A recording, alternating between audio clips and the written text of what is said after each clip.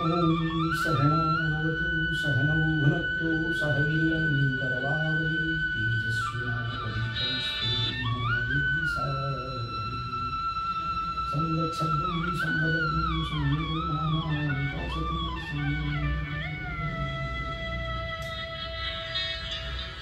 आत्मीय सज्जनों, बहनों और भाइयों, स्वामी विवेकानंद जी की पुण्यतिथि पर यह लोक सुमंगल संवाद का दूसरा दिन। और आज जिस प्रकार से स्वामी जी ने सार्वभौम दर्शन की चर्चा करते हुए समन्वय की बात किया था, उसी प्रकार से सहिष्णुता की बात उन्होंने की थी। आज दुनिया में जिस प्रकार से वैमनस्यता बढ़ रही है, उसमें से स्वामी जी ने कहा कि चिंतन करो, चिंता मत करो। और आध्यात्मिकता और भौतिकता, यह दोनों के बीच में जो वह समन्वय का मार्ग है, उसको अपना करके इस देश में मानवता की सेवा करनी पड़ेगी। बहुत दिनों तक सांप्रदायिकता के आधार पर, हठधर्मिता के आधार पर, वंशवादिता के आधार पर दुनिया में शासन चला है। एक से एक धर्म के लोग, चाहे वह ईसाई धर्म के लोग हों, चाहे इस्लाम धर्म के लोग हों, बौद्ध धर्म के लोग हों, सनातन धर्म के लोग हों, आपस में वैमनस्यता थी, असहिष्णुता थी। नहीं, हमारा ही धर्म ठीक है और इसका ही अगर आप अनुपालन करेंगे तो आपको मुक्ति मिलेगी, मोक्ष मिलेगी। स्वामी जी वेद वेदांत की अध्ययन के बाद, कोई कहता था कि स्वामी जी नास्तिक थे, वह आस्तिक थे, वह सनातनी थे। लेकिन जब वह भारत मां की तरफ देखे और भारत मां के संतानों के दुख दर्द को उन्होंने देखा, अन्न का अभाव है, चिकित्सा का अभाव है, जातीयता है, पंथवाद है। उस समय विधवा विवाह से लेकर के नाना प्रकार की कुरीतियां थी समाज में, और उन्होंने ब्रह्म समाज में कुछ दिनों तक काम किया। और वह काम करने के बाद उनके मन में जिस प्रकार की ज्ञान का प्रस्फुटन हुआ, और उन्होंने कर्म योग की बात किया, ज्ञान योग की बात किया, राजयोग की बात किया, ज्ञान योग की बात किया। उस ज्ञान से उनको जो प्राप्त हुआ, उनके गुरु रामकृष्ण जी ने कहा, नरेंद्र तुम यह शिक्षा दुनिया में फैलाओ, यह ज्ञान दुनिया में फैलाओ। और वह निकल पड़े थे। शिकागो में उन्होंने धर्म सम्मेलन में सनातन धर्म का प्रतिनिधित्व किया, और जिस प्रकार से उन्होंने दुनिया के अंदर मानवता की बात को किया, जियो जीवितों की बात किया, सर्वे भवन्तु सुखिनः की बात किया, वह बात दुनिया ने किस प्रकार से स्वीकार किया, यह सब आप जानते हैं मित्रों। आज लेकिन भारत की जिस प्रकार की स्थिति है, और भारत में आज भी आजादी के 75 वर्षों बाद हम निरंतर आगे बढ़ रहे हैं, और उस आगे बढ़ने में आज भी तमाम प्रकार की चुनौतियां हैं। सांप्रदायिकता की चुनौती है, जातिवाद की चुनौती है, अशिक्षा की चुनौती है, यहाँ पर पर्यावरण का संकट है।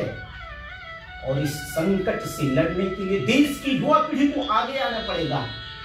यह कोई बात स्वामी जी ने अपने सार्वभौम संदेश में कहा है, उठो और मानवता की सेवा के लिए लग जाओ, और तब तक मत रुको जब तक लक्ष्य प्राप्त न हो।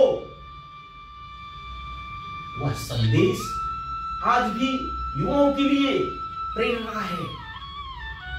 और स्वामी जी ने जिस प्रकार से प्रेम स्नेह की बातें किया, जब वो विदेश गए थे तो अनेकों प्रकार के उतार चढ़ाव उनके जीवन में आए। मित्रों ने भी आरोप लगाए, स्वामी जी ने अपने जीवन कथा में यह बातें लिखी है, लेकिन आज जिस प्रकार की बातें समाज जीवन में चल रही है, उसमें से स्वामी जी के यह संदेश कि दुनिया के लोगों को एक सूत्र में, वह डार्विन के सिद्धांत की भी बात करते थे।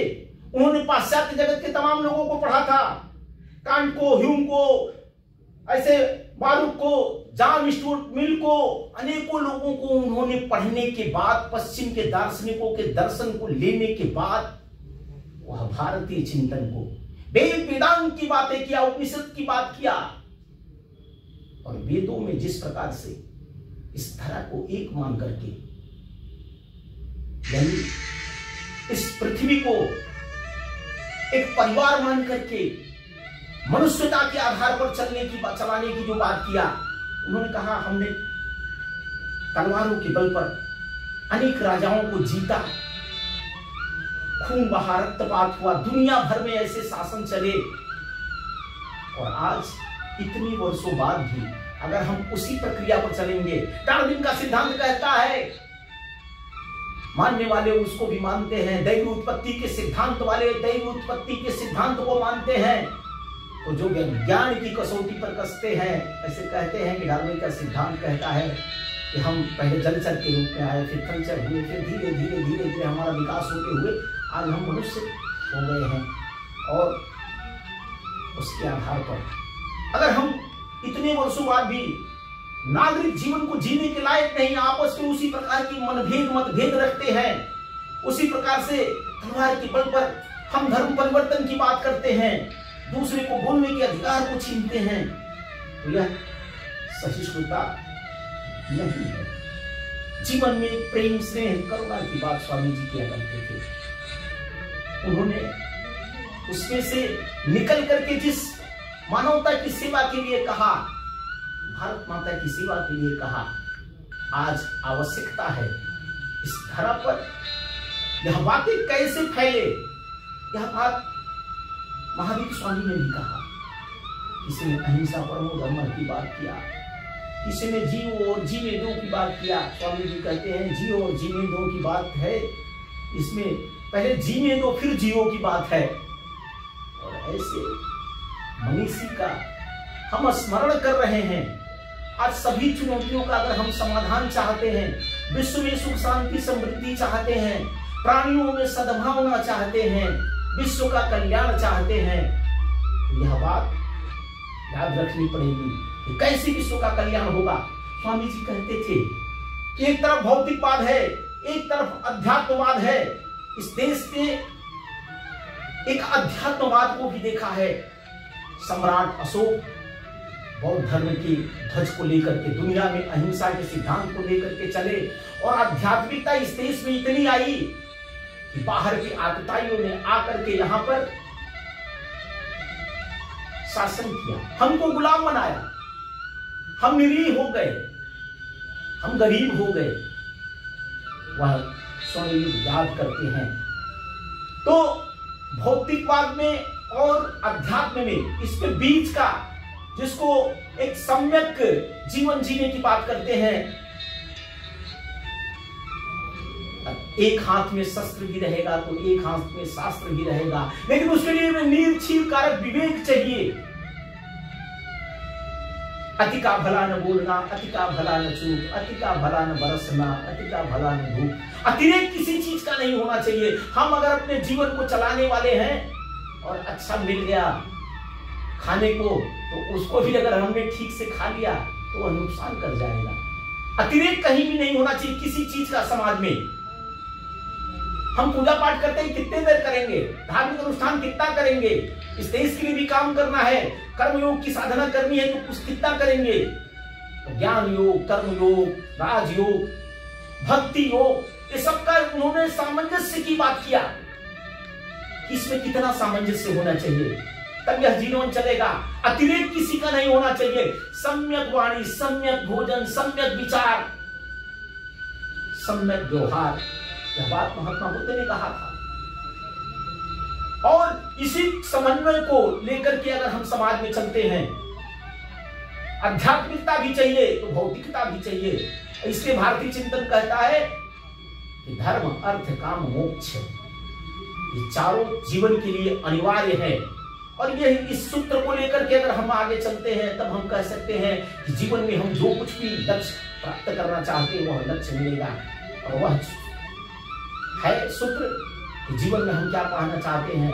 कहते हैं तमाम धर्म के लोग कहते हैं कि मोक्ष चाहते हैं, कैवल्य चाहते हैं, कोई मुक्ति की बात करता है।